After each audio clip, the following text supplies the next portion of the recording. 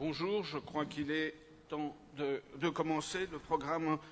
de la session est bien rempli, donc il ne faut pas perdre de temps et respecter à peu près l'horaire. Donc j'introduirai cette section en vous proposant quelques remarques à propos des villes et des campagnes à la fin de l'Antiquité et des rapports complexes et des rapports nouveaux qu'elles ont peut-être entretenus ensemble pour cette période. Donc en 411, quand saint Augustin doit répondre aux plaintes d'un groupe de villageois de Foussala, une petite bourgade de Numidie, que l'évêque d'Hippone avait lui-même décidé d'ériger en un nouveau diocèse, l'évêque du lieu, Antoninus, un jeune homme dont saint Augustin avait favorisé l'élévation à l'épiscopat, s'était rendu coupable de méfaits de toutes sortes vis-à-vis de ses administrés. Augustin n'a pas d'autre solution à ce moment-là que de déplacer le jeune ambitieux en créant un nouvel évêché dans la campagne, dans un centre dont le coupable, Antoninus, aura néanmoins le choix. Alors, on voit ainsi, à travers cet épisode, à travers cette anecdote, la mise en œuvre des transformations qui affectent alors, au début du Ve siècle, la société rurale et son organisation, et comment le maillage déjà très dense des évêchés africains peut encore se renforcer, mais aussi de quelle manière un grand centre urbain, qui était donc l'évêché principal, Hippone, ou plutôt, à vrai dire, un grand évêque, Augustin, sont amenés à intervenir de manière autoritaire dans les affaires de bourgades rurales plus modestes, où, notons-le d'ailleurs, c'est intéressant pour comprendre les rapports qui peuvent exister dans certaines régions entre la ville et les campagnes, on ne parlait que le punique, puisque, vous le savez peut-être, mais Antoninus, l'évêque déplacé, avait été choisi par Augustin parce qu'il était capable justement de parler le punique et de parler directement avec la communauté chrétienne de ces villages. On a donc là, me semble-t-il, un bel exemple des rapports nouveaux qui se sont instaurés à l'intérieur des campagnes africaines, mais aussi entre les campagnes et les villes. Mais si nous cherchons à examiner les transformations qui sont intervenues à la fin de l'Antiquité entre la ville et la campagne, on est immédiatement frappé, me semble-t-il, par la diversité des situations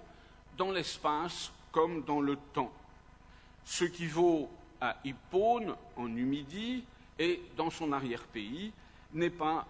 généralisable à l'ensemble de l'Afrique, mais à plus forte raison au reste du monde romain, même si nous limitons le monde romain au seul Occident. J'ajouterai que les villes et les campagnes du VIe siècle ne sont pas non plus, bien entendu, celles du IVe ou du Ve siècle. Il est donc très difficile, et peut-être même impossible, de présenter raisonnablement un tableau d'ensemble de l'évolution des rapports entre les villes et les campagnes pour la fin de l'Antiquité, sauf en s'en tenant, bien sûr, à quelques observations de caractère assez général sur des points sur lesquels l'archéologie vient apporter un éclairage particulier. Alors, ce sont les villes qui ont fait les premières et depuis longtemps l'objet d'interrogations sur les observations qu'elles connaissent au cours de l'Antiquité tardive à des degrés divers suivant les lieux et les temps. Et j'en rappellerai ici, à titre d'exemple, quelques-unes de ces évolutions les plus caractéristiques qui sont, bien entendu, pour la plupart d'entre elles déjà bien connues.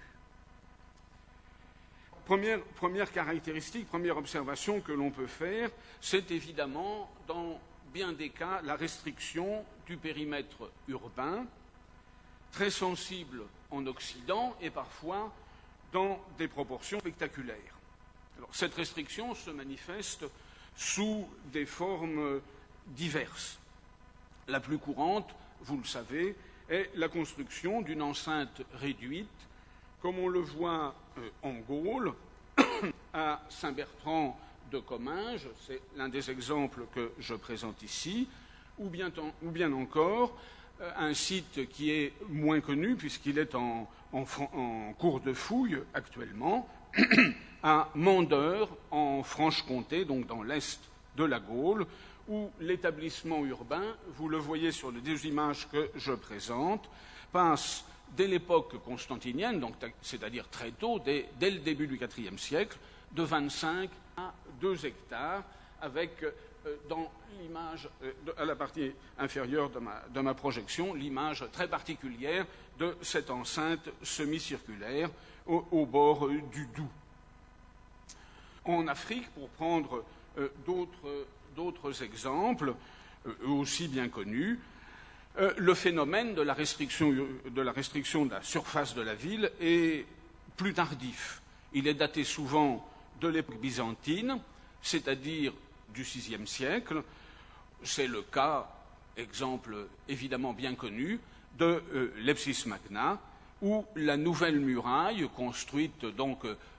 à l'arrivée des Byzantins, taille brutalement à travers les monuments du Haut-Empire et en réduisant la surface de la ville de façon considérable. C'est le cas encore, pour prendre un autre exemple, en proconsulaire, à Maïdara, où l'édification de la forteresse byzantine, en plein cœur de la ville romaine, ramène la surface visible, administrative de la ville, de 70 hectares à environ 2 hectares. Mais, bien entendu, pour nuancer ce propos, il faut tenir compte du fait que la nouvelle enceinte, si elle restreint la surface de la ville, ne signifie pas que celle-ci ne s'étend pas encore au-delà. Alors, cette réduction de la ville, cette rétraction de la ville s'accompagne le plus souvent de la disparition progressive ou brutale des anciens centres du pouvoir et des lieux de sociabilité. Les termes, pour prendre un exemple, lui aussi bien connu, s'effacent ainsi progressivement, sinon du paysage urbain, puisqu'il reste toujours visible, du moins de l'usage. En Gaule ou en Afrique, le processus de fin de fonctionnement de ces termes est arrivé pratiquement à son terme au début du VIe siècle, en dehors, il faut le souligner tout de même, de quelques cas spectaculaires dans la Carthage vandale et byzantine. On le sait par les textes de l'anthologie latine qui nous décrivent les termes construits par les souverains vandales à Carthage, et quelques documents épigraphiques comme celui-ci, célèbres, puisqu'il commémore la construction par un prince vandale de bains dans les mêmes termes qu'on le ferait pour la période précédente. D'autres édifices, bien entendu, comme les anciennes basiliques judiciaires, à l'instar de celle de Leptis Magna, c'est bien connu, et une partie des temples également sont convertis notamment en églises. Alors on note enfin, en bien des endroits, en Orient comme en Occident d'ailleurs, l'irruption de la campagne à l'intérieur de la ville, phénomène depuis longtemps analysé, sensible donc en Orient et en Occident, parfois sous la forme atténuée du développement d'activités artisanales dans des quartiers naguère consacrés à un habitat de bonne qualité ou à des activités publiques. Je rappellerai, à titre d'exemple, qu'en Orient, les grandes maisons d'Apamée, qui font plusieurs milliers de mètres carrés, sont, avant même la fin du VIe siècle, probablement brutalement remodelées pour accueillir des activités manifestement agricole. Même processus en Occident. On en a toutes sortes d'exemples en Afrique, j'en présente deux ici, Tuburbo-Mayous en Tunisie, où une huilerie s'installe dans les sous-sols du Capitole, et un Sufetulas, Beitla, une autre huilerie, prend place directement sur le dallage d'une rue. La grande difficulté pour ces exemples africains que je présente, c'est que les fouilles sont déjà relativement anciennes, menées dans des conditions qui rendent difficile la datation exacte de ces phénomènes, évidemment très intéressants. Alors, je soulignerai aussi que l'idéal urbain classique est, malgré tout, quelles que soient les observations que l'on peut faire sur le terrain, loin d'être effacé dans les mentalités. Au début du VIe siècle, il me semble que c'est un exemple assez spectaculaire, la dédicace de nombreuses forteresses byzantines en Afrique, comme celle-ci à Kouloulis et Ain Geloula en Tunisie, souligne que la construction de ces fortifications, souvent très réduites en réalité par rapport à la surface de la ville ancienne, est le symbole de la restauration de la ville et de toutes ses fonctions. L'inscription de la dédicace d'Ain Geloula, de Kouloulis, est tout à fait intéressante puisqu'elle signale que la ville est enfin arrachée, donc on est en 540 à peu près, enfin arrachée à la peur des morts. Tu reçois l'autorité, c'est-à-dire l'autorité fiscale et municipale, l'ordre civique des citoyens, la loi des bâtiments publics, un calendrier légal, une liste de magistrats. Mais tout ça, c'est un pur discours, bien entendu. On a une fortification et rien d'autre, mais une fortification qui se veut non pas seulement militaire, défensive, mais très symbolique de la restitution, de la rénovation de la ville elle-même en tant que centre civique. Pour la même époque, donc d'autres centres, si les centres civiques anciens disparaissent, les centres du pouvoir anciens disparaissent, il en apparaît d'autres, parfois dès le début du Ve siècle, en particulier les cathédrales et les bâtiments qui les accompagnent, qu'on pense aux dimensions impressionnantes de ce qui est encore au VIe siècle la première cathédrale d'Arles, actuellement en cours de fouille, tout à fait extraordinaire, puisque l'abside que vous voyez à gauche mesure plus de 20 mètres de diamètre. C'est un monument d'une ampleur tout à fait exceptionnelle, qui évidemment marque le paysage urbain. Autre exemple spectaculaire, c'est évidemment par la qualité aussi de la fouille qui a été faite, le groupe épiscopal de Genève. Mais ces évolutions ne se font souvent qu'au prix d'un remodelage profond du paysage urbain. Et pour prendre un exemple dans les textes, cette fois-ci, de manière significative, au début du Ve siècle, à Auxerre, en Gaule, c'est, nous dit la vie de l'évêque Amator, c'est sur le terrain très vaste et plein d'un charme divin,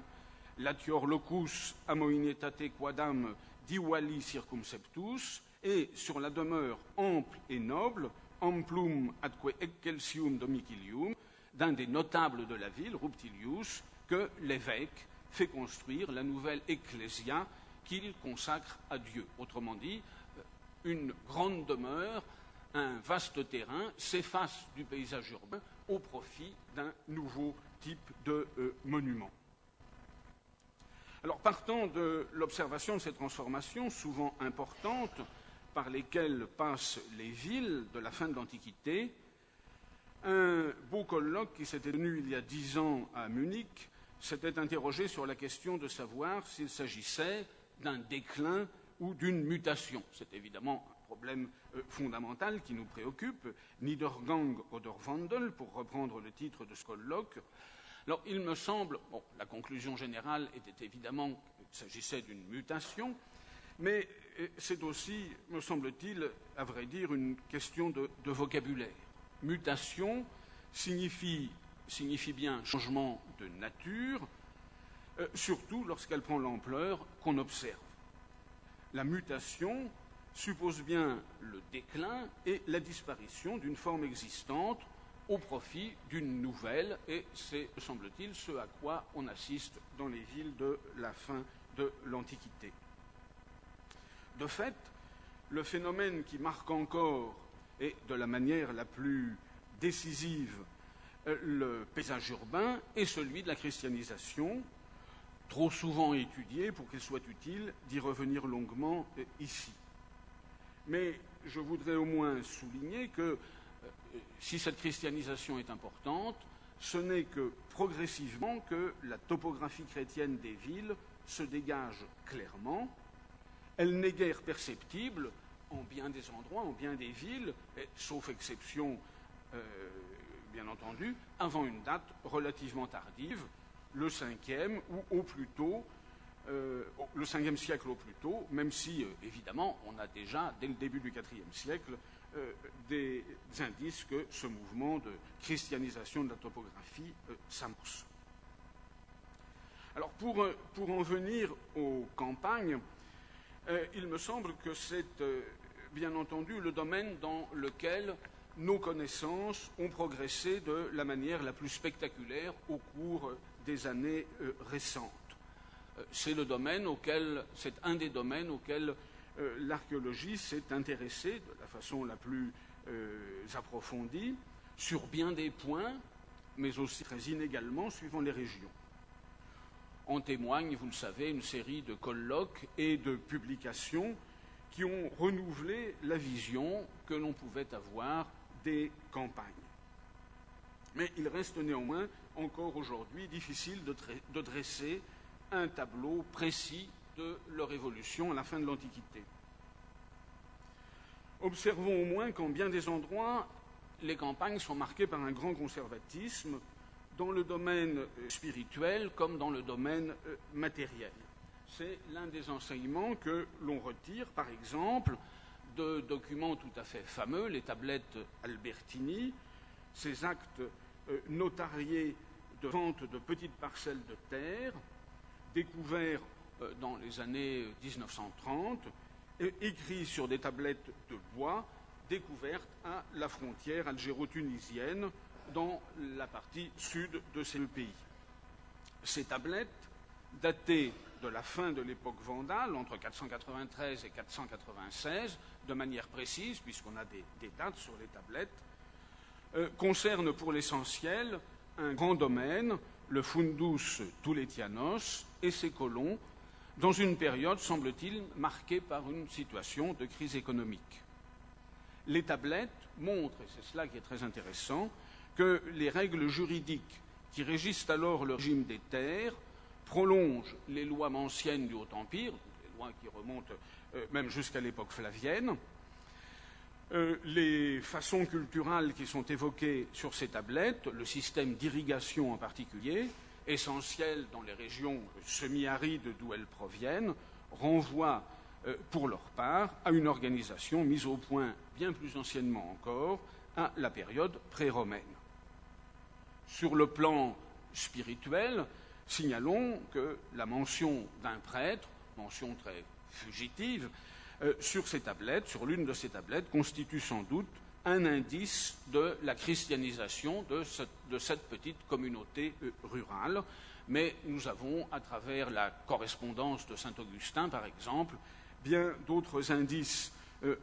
pour l'Afrique de la situation des campagnes. Alors, bien entendu, j'évoquais tout à l'heure à propos des villes la christianisation. Il est évident que la nouvelle religion progresse également dans les campagnes à la fin de l'Antiquité, quelles que soient les difficultés et les résistances auxquelles elle se heurte, et dont rend compte de manière très vivante et assez précise l'apostolat de Martin en Gaule, ou bien encore, je viens de l'évoquer, la correspondance de saint Augustin. Mais il faut bien dire que concrètement, matériellement, la place que le christianisme prend dans les campagnes reste difficile à apprécier à travers l'archéologie, tant les traces que la nouvelle religion laisse à ses débuts, c'est-à-dire avant le VIe siècle, sont ténus. C'est l'Afrique, une fois encore, qui offre la situation la plus favorable à l'observation. Je rappellerai simplement qu'en 256, c'est ce que vous voyez matérialisé sur cette carte, au moment où Cyprien est évêque de Carthage, on trouve en Afrique plus de 130 évêchés, ce qui est considérable, répartis entre les différentes cités. Mais à examiner la liste de ces évêchés, aucun ne se trouve réellement, à cette date, au milieu du IIIe siècle, aucun ne se trouve réellement dans les campagnes. Par exemple, semble-t-il, d'après les localisations que nous pouvons observer, aucun ne se trouve au cœur, par exemple, d'un grand domaine. Tous ces évêchés, sans doute, ou à peu près, sont bien des évêchés urbains, même si, bien entendu, et c'est un des problèmes que posent les rapports entre villes et campagnes, il faut s'entendre sur ce qu'est exactement une ville. Parmi ces 130 évêchés, bien sûr, il y en a qui sont non pas dans un grand domaine, mais dans un gros bourg. Alors, est-ce qu'un gros bourg, c'est la campagne? Est-ce qu'un gros bourg, c'est la ville? On peut évidemment en discuter. Mais soulignons aussi que les vestiges matériels de ces communautés chrétiennes rurales, qui existent donc très certainement de façon très dense dans l'Afrique, notamment dans l'Afrique du milieu du IIIe siècle, les vestiges matériels sont pour cette période à peu près inexistants, ou même complètement inexistants. Il faut attendre, en fait, le 5e, voire le 6e siècle pour les voir matériellement apparaître.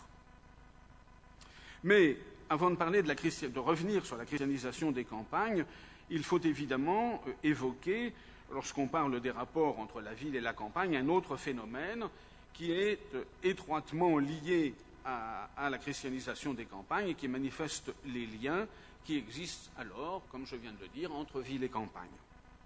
Il s'agit bien entendu du développement des résidences, des grands notables, des résidences aristocratiques, appelons-les comme vous voudrez, dans les campagnes. Alors, ces villes-là, il faut le souligner, ne sont pas une nouveauté de l'Antiquité tardive, puisque dès la fin de la République et tout au long de l'Empire, on l'oublie trop souvent quand on regarde les choses depuis l'Antiquité tardive, de telles villes-là existent, dont l'organisation et les fonctions annoncent en fait souvent celles de la fin de l'Antiquité, telles que nous les décrivent les textes et que nous les montre l'archéologie. Bon, alors, s'agissant de ces grandes villes-là, pensons, pour ce qui est des textes, à des témoignages célèbres, bien connus, évidemment, le Burgus, la description du Burgus de Roncius Leoncius par Sidoine Apollinaire, ou la description elle-même de la villa, de la maison de Sidoine, à Avitacus, en Auvergne. Alors, je ne vais pas, nous en parlerons, nous en entendrons parler, nous en avons entendu parler au cours de ces journées très abondamment, donc je ne vais pas rentrer sur le détail de ce qui caractérise ces villes-là de la fin de l'Antiquité, mais rappelons simplement que parmi les caractères essentiels,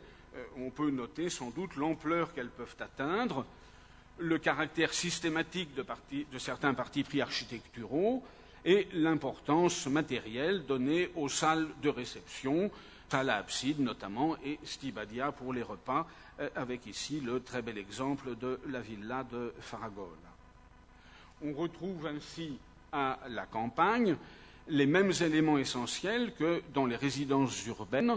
mais avec le développement que permet l'espace et une mise en scène dans le paysage que rend possible la présence de la nature. Autour de Trèves, en Italie, en Aquitaine, en Espagne, bien entendu, dans la péninsule ibérique, les exemples sont nombreux et spectaculaires, de plus en plus nombreux et de mieux en mieux étudiés. En Afrique, paradoxalement, vous le savez, alors que l'épigraphie fait connaître pour la fin de l'Antiquité de nombreux domaines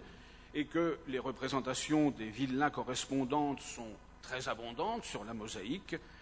les édifices eux-mêmes, les villas elles-mêmes, on le sait, n'ont été que très rarement reconnus. Mais on a du mal à penser qu'il n'en ait pas existé autant que dans les autres provinces et avec des caractéristiques identiques. Or, pour revenir à la christianisation des campagnes, ces villas constituent généralement le centre de grands domaines et par là même de la communauté rurale qui les occupe. C'est là où réside le maître qui, devenu chrétien et entraînant à sa suite ses paysans, joue un rôle essentiel, sans doute dès le IVe siècle, dans la christianisation des campagnes,